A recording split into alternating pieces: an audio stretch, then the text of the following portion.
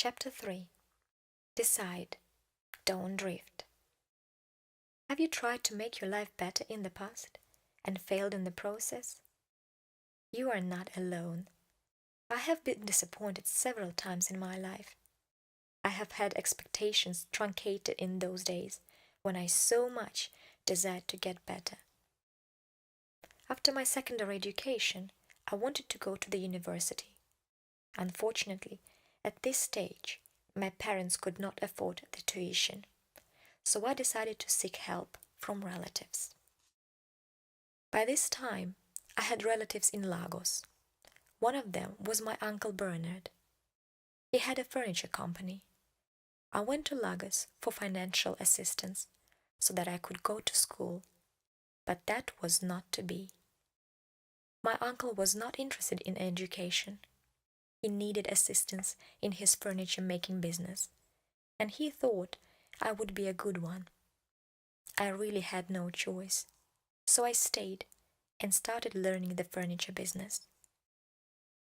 That put paid to my university's ambition. I became a furniture maker's assistant. While trying to upgrade my life, I found myself in a circle of furniture people.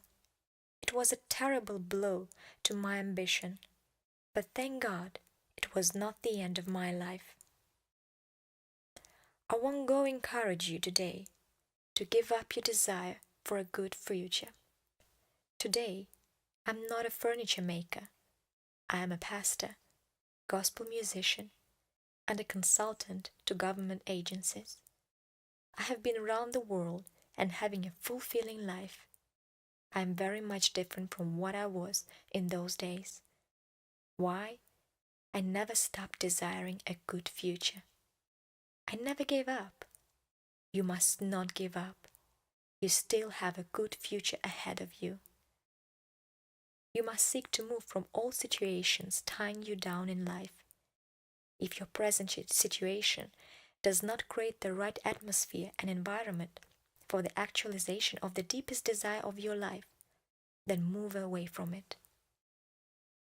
After a while, I realized that working for my uncle would not give me the opportunity to actualize my dreams. I opted out and started my own furniture business.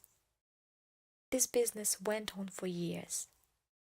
Then one day, I met a friend who loved music. I had always been a good singer, so we just went ahead and formed a musical group called the Bombers. I kept moving from one circle to the other. My life at this time was that of a drifter. I was drifting just like a boat without a pilot.